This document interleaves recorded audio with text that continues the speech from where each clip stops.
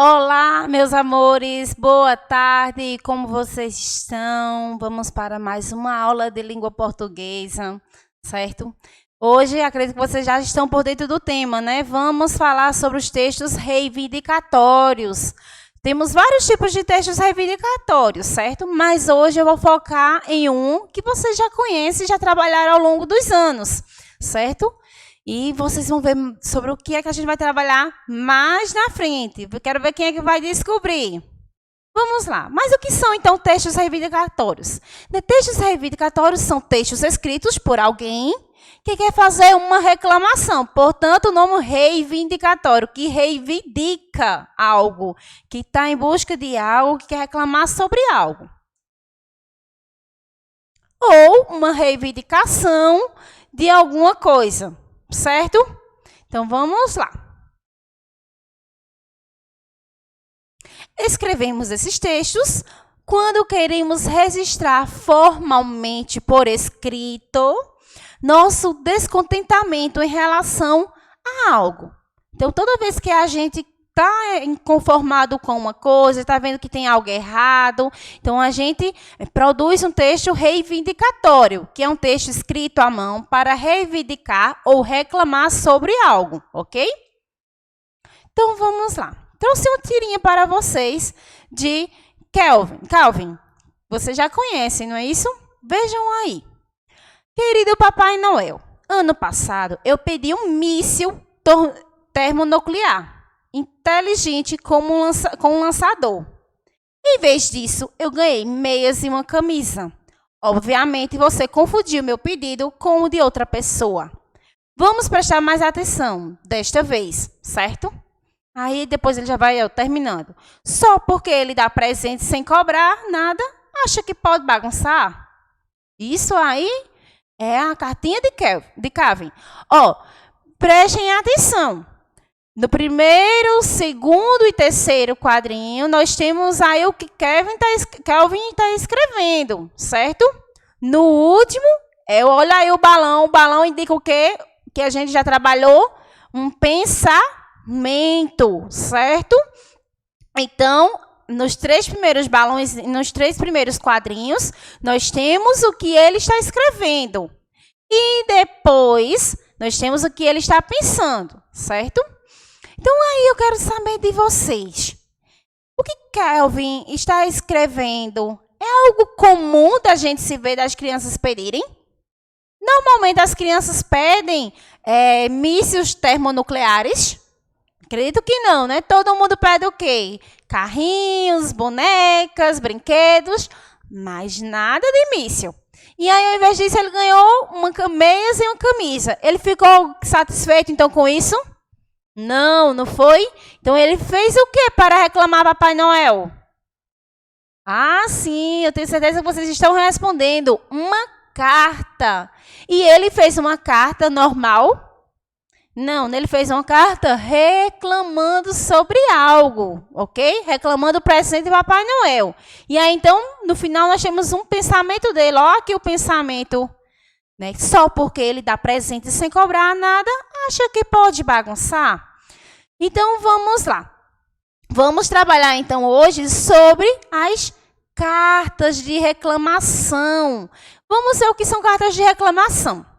Como são tipos de cartas que podemos escrever no dia a dia, costumamos nomear genericamente, né, esses conjuntos diferentes como gêneros epistolares. O que são gêneros epistolares? São gêneros que são escritos, gêneros textuais escritos à mão, que devem ser escritos à mão e não digitados. Por meio da carta de reclamação, o autor tenta conseguir algo do seu interlocutor. Ou seja, quem é o interlocutor? Quem vai ler a carta, ok? O texto tem um tom de cobrança, né? Lembra o que ele cobrou? Ele cobrou um presente agora adequado, o presente que ele está pedindo, que ele não troque mais o presente dele, que ele tenha atenção. O interlocutor precisa ser convencido que é o responsável pelo problema e precisa, portanto, resolvê-lo. Os interlocutores de uma carta de reclamação não estão em presença. Portanto, um distanciamento, né, do espaço temporal e, por isso, utiliza dos elementos típicos, dos elementos epistolares, tais como o remetente, local, data e assinatura. Por quê? Para quem a gente vai enviar? Para uma pessoa que está longe da gente, e então a gente precisa se identificar, que é um gênero, né, normal que vocês já escrevem em cartas, que toda carta a gente sabe que ela deve ter um remetente, ela tem que ter local, ela tem que ter data e ela tem que ter assinatura, ok? Vejamos então aí um exemplo de carta de reclamação que eu trouxe para vocês. Acaraú, 29 de abril de 2013. Assunto: fardamento escolar. Olha aí as saudações. Vossa Senhoria Fabiana Moraes. É o destinatário, para quem vai. Olha aí o corpo do texto. Rogo-lhe atenção para um assunto de extrema preponderância. Ausência e atraso do fardamento escolar. Fardamentos estes que devem destinar-se aos alunos frequentes na instituição a qual Vossa Senhoria está na administração, ou seja, na gestão, já que vem perdurando desde o ano anterior. É de meu total conhecimento que tal situação não está ocasionada e nem veiculada ao único fator, e que não está ao alcance de Vossa Senhoria a solução direta e imediata para tal problema. Mas peço-lhe que dê ênfase a essa situação, fazendo então tudo aquilo que lhe esteja ao seu alcance.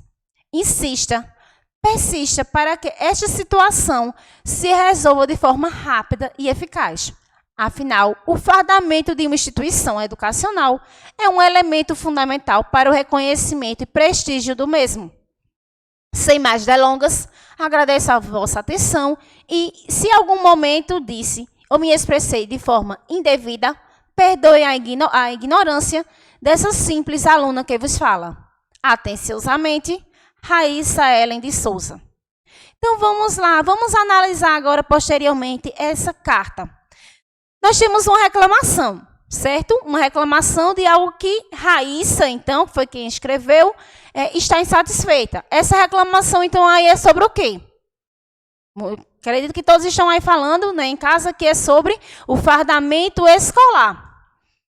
E nós temos também aí as características comuns de uma carta. Vejam que tem aí, ó, saudação, temos local, temos data, temos o corpo do texto, temos despedida, nós temos assinatura, que são os gêneros, né, as características comuns de uma carta que vocês vêm estudando, ó, ao longo do tempo. Nós temos uma linguagem, né? Que linguagem é essa? Uma linguagem de que eu posso, então, falar, né? Quando eu estou escrevendo uma carta para a minha amiga, para o meu amigo, para uma pessoa próxima de mim. Não, não é uma linguagem informal. Nós temos uma linguagem formal porque nós estamos aí falando de uma aluna para uma diretora.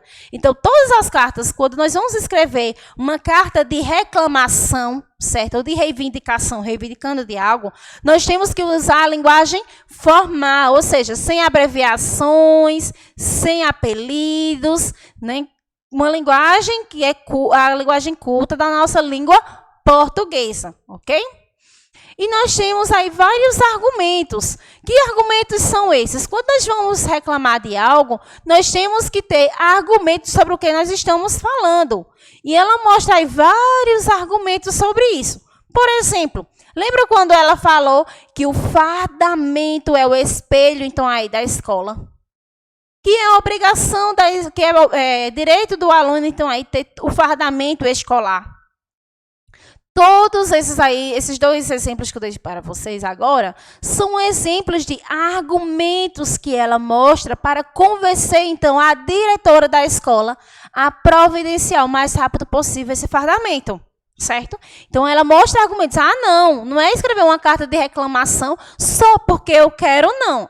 Porque eu gosto disso, porque eu quero aquilo, e escrever, não. A gente tem que mostrar o porquê. Temos que convencer, então, quem vai ler essa carta do que nós queremos, certo? Outro exemplo também de texto, né, dentro desse gênero que nós estamos falando, que são os textos reivindicatórios, é os abaixo assinados, certo? Eu já sei que já viram aí um abaixo-assinado. Abaixo-assinado é quando a gente coloca lá, faz uma introduçãozinha, mostrando o motivo de por que nós estamos reivindicando ou querendo algo, e abaixo todas as pessoas que concordam com tal falta vai assinando seu nome. Por exemplo, Jane Maria, Maria Alice, Carlos Vinícius, cada um vai assinando o seu nome e assim vai se formando um abaixo assinado, ok? É um exemplo também de textos, né, que são reivindicatórios, ok? Então aí, hoje, né, nós falamos sobre esses tipos de textos. São textos em que sempre estamos reivindicando sobre algo, né, que são os tipos de argumentação. Então, como eu falei agora sobre os tipos de argumentação, nós temos alguns tipos diferentes, certo? Nós temos argumento de autoridades, né? O argumento que a autoridade é aquele que se baseia na citação de uma fonte confiável, quando a gente se refere a algo confiável da internet, como especialista no assunto que está sendo debatido. Então, alguém que está falando sobre o assunto, e eu pego aquele argumento e mostro, então, sendo também da fala de outra pessoa. Nós temos um argumento por evidência, né, que esse tipo de argumento baseia-se em uma evidência, ou seja, em um fato em si, que a pessoa leva o leitor para admitir a sua e aceitar a sua tese, né, um motivo pelo qual ele vai acreditar nisso, ok? Então, mostrar fatos, né, imagens, provas de que aquele tipo de argumentação para a sua reivindicação realmente é concreta. E o outro tipo também é por meio da ilustração. Ilustração todo mundo já sabe o que é, né? Ilustração é o quê? Por meio do desenho. Quando se tem um tema, né, ou mesmo uma tese, de caráter muito teórico, uma das maneiras mais interessantes de fundamentar o ponto de vista adotado é por meio da ilustração, ou exemplificação, ok? Então, ou por autoridade, né, que se baseia em alguma citação, ou por uma evidência de uma foto, de uma tese, ou por um desenho, uma ilustração, ok? Então, beijo, pessoal, e por hoje é só, ok? Até a próxima!